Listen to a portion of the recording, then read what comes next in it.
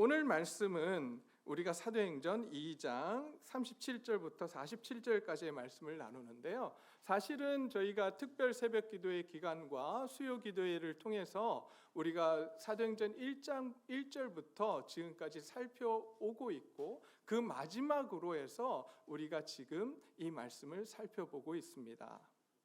그래서 오늘 설교 제목이 뭐예요? 자신의 삶을 나누는 공동체라고 하는 이 말씀을 제목을 가지고 말씀을 나누는데요. 지금까지 우리 교회가 어떤 교회가 되어야 하는지 계속해서 말씀을 나누었습니다. 우리가 처음에 했던 이야기는 함께 모여 기다리는 공동체, 또 사명을 감당하는 공동체, 함께 모여 기도하는 공동체, 또 성령님의 지배를 받는 공동체, 말씀을 중심으로 한 공동체, 주 예수 그리스도를 따르는 공동체. 오늘은 자신의 삶을 나누는 공동체란 제목으로 우리가 이 말씀을 나누고자 합니다. 오늘 말씀을 보게 되면 이제 배경은 이렇습니다. 새벽기도 못 오신 분들이 있어서 요약을 잠깐 하고 가겠습니다. 예수님께서 제자들에게 부탁하신 마지막 명령이 있었습니다. 그 명령이 바로 사명인데요. 그 사명이 사도행전 1장 8절 보니까 뭐라고 말씀하셨냐면 증인되라 라고 우리에게 말씀을 해주셨습니다. 그 마지막 사명이 증인되는 삶입니다. 그런데 언제 증인이 되라고 말씀하셨냐면 조건이 있어요. 언제요? 성령이 임하시면이라고 되어 있습니다. 성령이 임하시면 너희가 권능을 받고 너희가 이제 나가서 증인이 될 것이다 라고 말씀합니다. 그 마지막 사명을 받은 제자들은 마음을 같이해서 한 곳에 모여서 기도하기 시작합니다. 그리고 그때 성령께서 임하시고 성령의 다스림을 받고 성령 충만한 삶을 살게 됩니다. 여러분, 성령께서 오셔서 우리 가운데 일하시고 성령님께서 우리를 지배하시면, 우리를 다스리시면 어떤 일이 일어날 것 같습니까? 이렇게 고요하고 잠잠하면 굉장히 제가 새벽 기도회 때 잘못 전했구나 말씀을. 회복의 역사들이 일어납니다. 그 첫 번째 회복이 뭐였다고 제가 말씀을 드렸나요? 언어의 회복. 바벨탑 사건 때 언어가 흩어졌습니다. 원래 하나였는데 그 언어를 하나님께서 흩어버리셨어요. 그런데 오순절 이때에 성령께서 임하시자 그들이 방언으로 이야기합니다. 한 언어를 이야기하는데 방언으로 다 이야기합니다. 다른 나라 언어로 들리는 거예요. 서로가 놀랍니다. 저 사람들은 갈릴리 사람들인데 어떻게 우리나라 말을 알지? 내 나라의 말을 어떻게 아는 거지?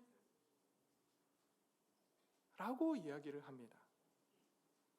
그렇게 언어가 흩어졌던 것이 다시 그때 하나님께서 원래 창조하셨던 그 언어로 회복되면서 서로 간의 소통이 이루어집니다. 그 소통은 무엇을 위해서 주신 거냐 하면 바로 하나님 나라의 일, 예수 그리스도께서 이 땅에 오셨고 이 땅에 오셔서 무엇을 위해서 이 땅에 오셨는지, 우리 죄를 위해서 십자가에 달려 죽으셨다라고 하는 그 사실을 각 나라 언어로 증거하기 시작합니다. 여러분, 거기서 그치지 않습니다.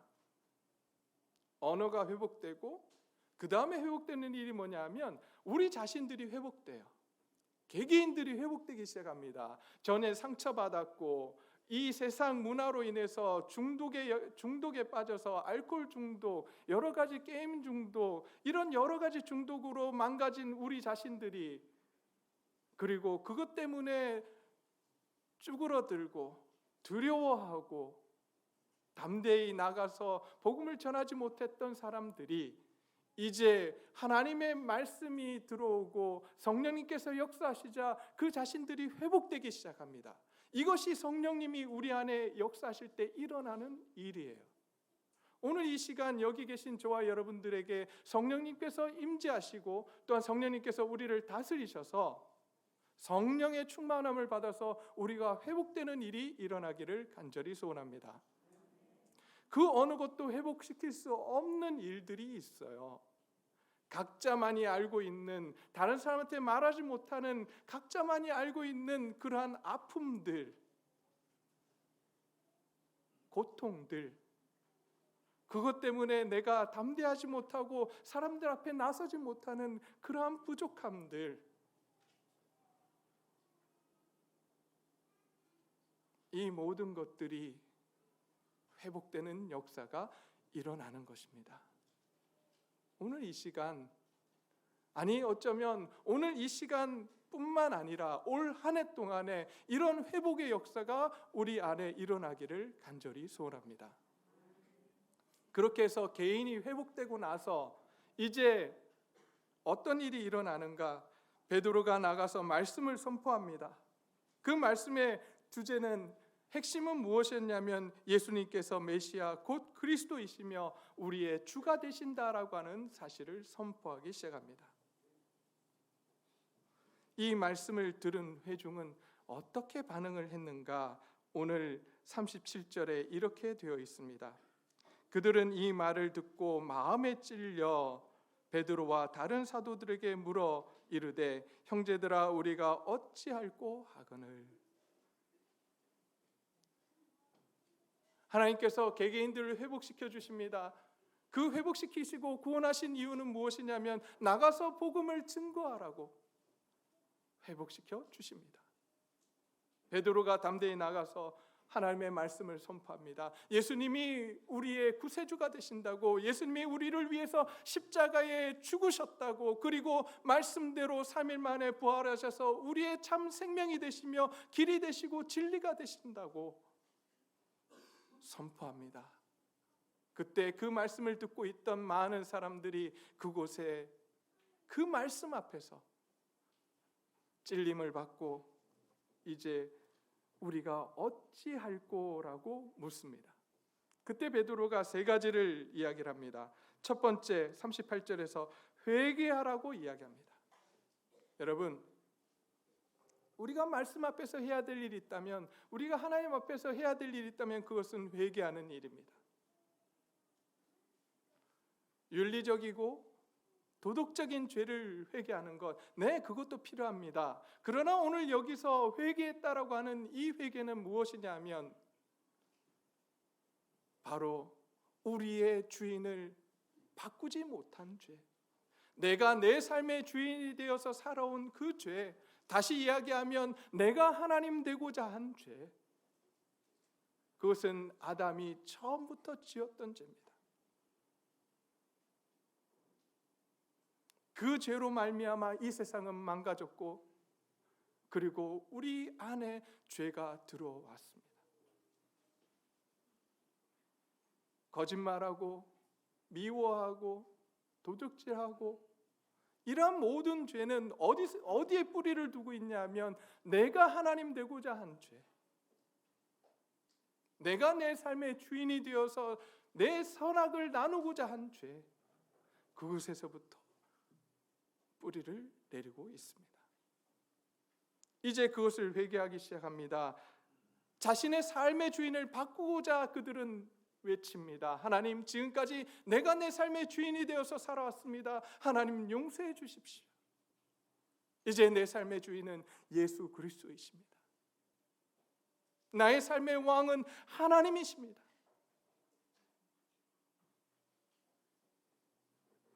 그리고 이제 예수 그리스도의 이름으로 침례를 받고 죄 사함을 받으라고 합니다. 여러분, 침례가 무엇입니까? 침례는요, 구원받은 자가 받는 것입니다. 근데 그 침례의 의미가 있습니다. 그 침례의 의미는 무엇이냐면, 우리 청년들, 우리 올 작년에 침례를 주면서 그 이야기를 했습니다. 물에 들어가는 게 뭐라고요? 그리스도와 함께 죽는 거예요. 장사 지내는 거예요. 옛 사람이 이제 예수 그리스도와 함께 죽는 것입니다. 물에서 올라오는 건요, 누구와 함께 사는 거예요? 예수님과 함께 새 사람으로 살아나는 거예요.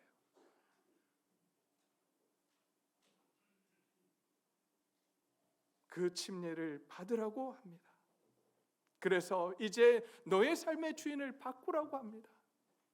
지금까지 지었던 그 죄를 용서함을 받으라고 말씀을 합니다.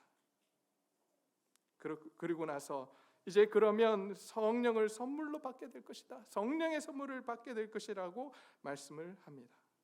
성령님이 우리 안에 들어오십니다. 그러면 아까도 말씀을 드렸지만 각자의 삶의 회복의 역사를 이루어 가십니다. 그 회복이 우리 안에 있기를 간절히 소원합니다.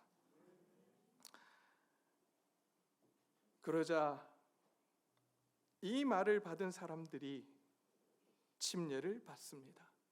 그런데 여러분, 몇 명이나 받았다고 되어 있습니까? 몇 명요? 3,000명. 저희 교회도 그런 교회 됐으면 좋겠습니다.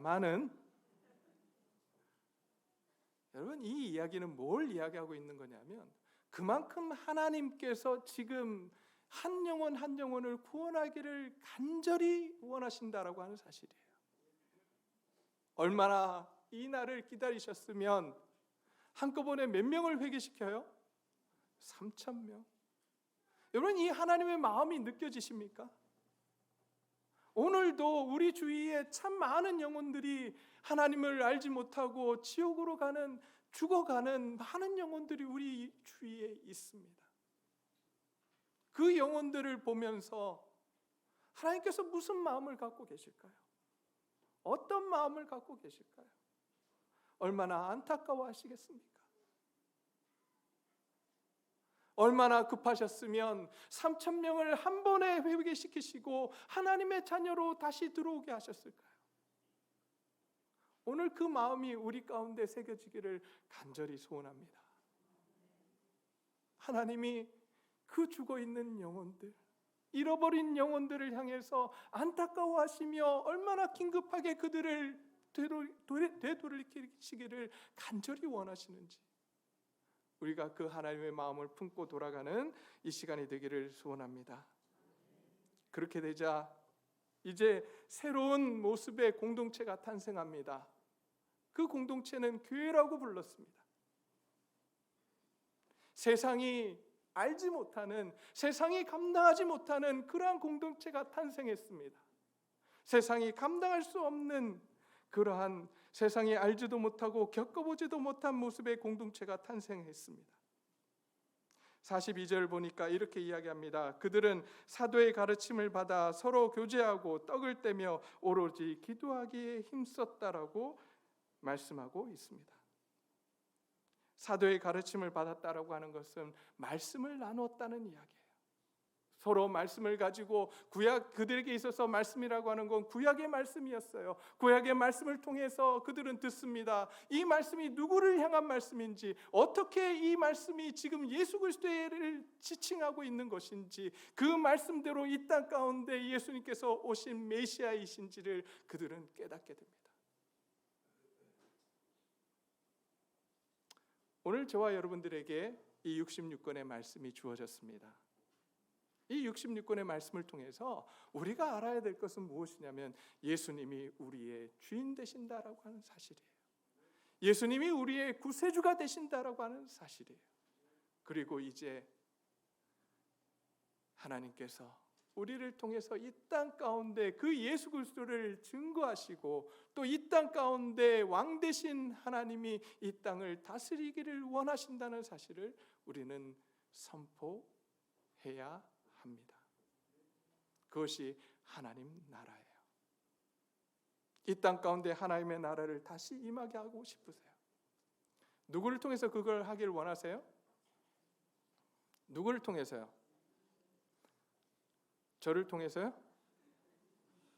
구원받은 우리를 통해서, 여기 있는 저와 여러분 모두를 통해서 이 땅 가운데 하나님의 나라가 임하기를 간절히 소원하고 계십니다.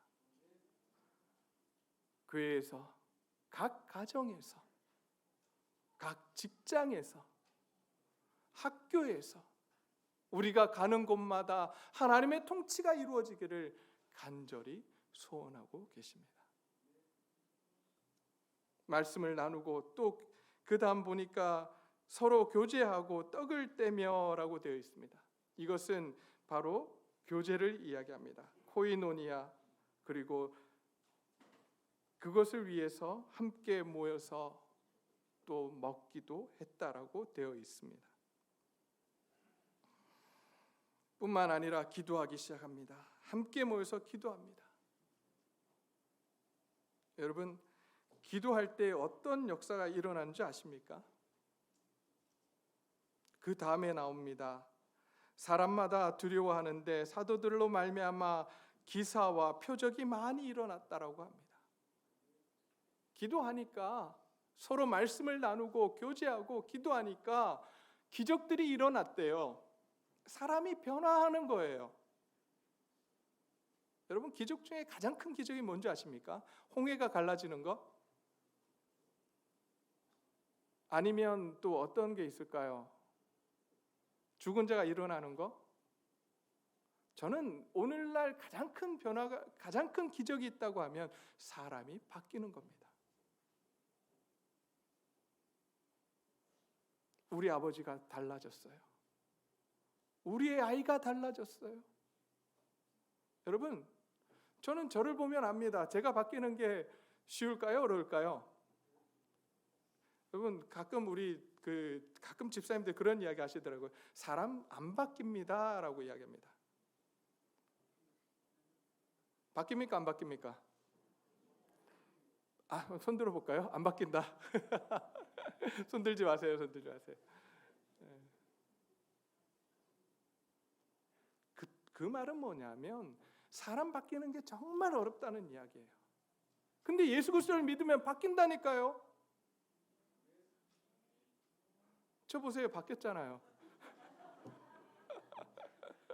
자, 안 바뀐 것 같죠? 여러분, 제가 이야기하잖아요. 제가 미국 가기 전에 저희 모습이 어땠는지 제가 누누이 말씀드리잖아요. 제가 농담이 아니라 저희 찬양팀 했던 친구들, 주바라기 찬양팀 했던 우리 청년들 여기 있습니다만은 저 대단했습니다. 네, 한번 물어보세요. 우리 엄태미 집사님 여기 있는데 시험 성적 떨어졌다고 찬양팀 못하게 했어요. 네, 그래가지고 어떻게 하나님 찬양하겠냐고. 네, 엎드려 뻗쳐도 했다고. 네, 미안합니다. 네, 제가 정말 그렇게 무서운 하나님으로 저는 알았기에 그 하나님을 이 아이들에게도 가르쳤던 기억이 있습니다. 제가 미국 가서 하나님에 대한 말씀을 공부하고 말씀을 깊이 알아가면서 내가 잘못했구나.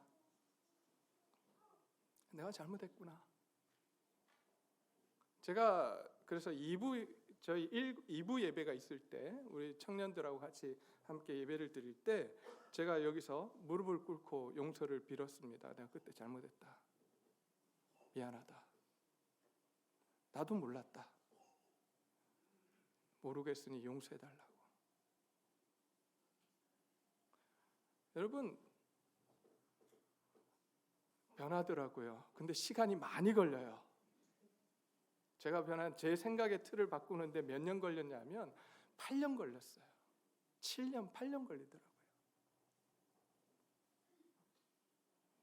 근데 바뀌어요. 바뀌더라니까요. 저는 사람이 바뀌는 게 하나님의 기적이라고 생각합니다. 근데 그 기적이 오늘날도 일어나요. 성령께서 역사하시면 일어난다고요. 우리가 그런 교회 되기를 소원합니다.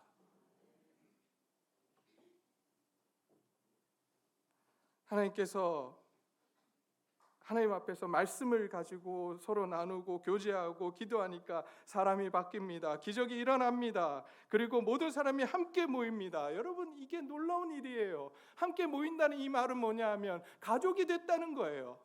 여러분, 저는 가족 같은 교회 되기를 원치 않습니다. 가족이 되기를 소원합니다. 교회는 가족입니다. 10분 아멘 하시고 나머지는 가족 되기 싫어요 이러고 계신. 한 번 더 하면 될까요? 교회는 가족입니다. 가족이에요. 예수 그리스도를 머리로 해서 몸이 되고 하나님 아버지를 한 분으로 해서 함께 모여 있는 가족입니다. 그러자 어떤 일이 일어났느냐? 가족만이 할 수 있는 일을 합니다. 물건을 서로 통용합니다. 가족이니까 가능한 거예요. 가족이니까 서로의 물건을 통용합니다. 물론 가족 안에서도 서로 물건을 통용하지 않는 사람들도 있더라고요. 그런데 서로의 물건을 통용합니다. 서로 나누었습니다. 그리고 심지어 어떤 일이 일어나는가? 재산을 팔고 소유를 팔아서 각 사람의 필요를 따라 나누어 주었다라고 합니다. 여러분, 왜 이 당시에 필요가 나타났을까요? 지금 각 사람의 필요에 따라서 나눠 주었다고 돼 있잖아요. 이 필요가 얼마나 컸던지 각자의 재산을 팔았다고 이야기합니다. 여러분, 오늘날 우리 성도님들에게 재산 팔라고 이야기하는 게 아니에요. 이 이야기가 뭐냐면 필요한 걸 하나님께서 보게 하셨다는 거예요. 기도하는 자에게 하나님께서는 이 교회에 필요한 것들을 보게 하십니다. 아멘. 아무도 안 하시는데. 자꾸 하나님 저한테 보게 하셔서 하나님 왜 저한테만 보여주십니까? 제가 가끔 투덜거릴 때 있어요. 쓰레기가 있으면 쓰레기 제 눈에는 보이는데 다른 분한테는 안 보이나 봐요. 제가 주워요. 저한테 보이게 하셨으니까.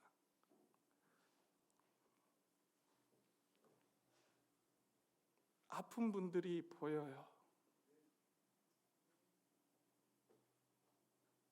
물질적으로 부족한 우리 가족들이 보여요. 그럼 어떻게 해야 돼요? 필요를 보게 하셨으니 뭔가 해야 되잖아요. 계속해서 지정언급하는 거예요.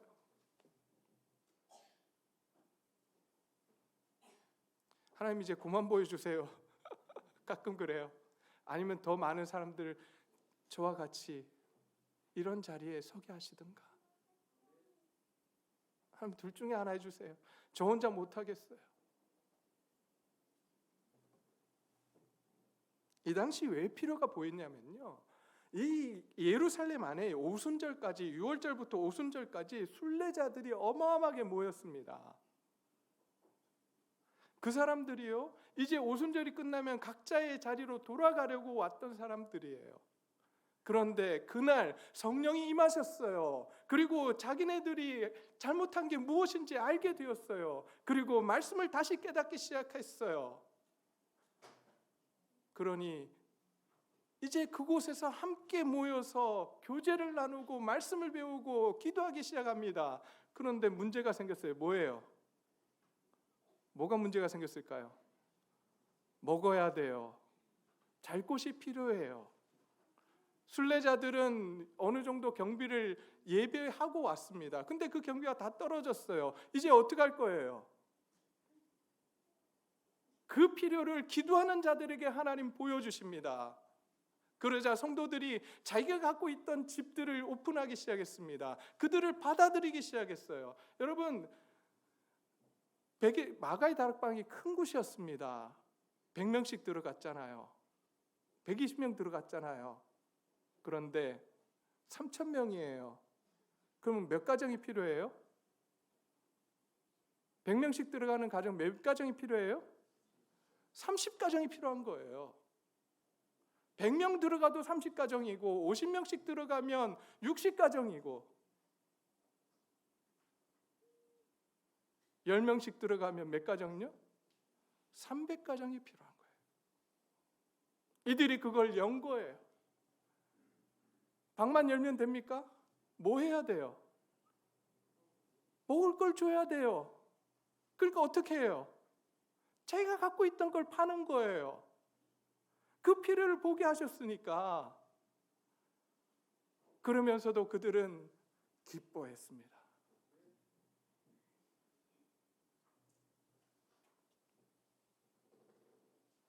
우리가 이런 교회 되기를 소원합니다. 그랬더니 어떻게 됐는가? 날마다 마음을 같이하여 이제 사람들이 성전에 모입니다. 근데 여러분, 성전에 원래 누가 있었죠? 성전에 누가 있습니까? 대제사장들, 제사장들이 있잖아요. 유대인들이 있잖아요.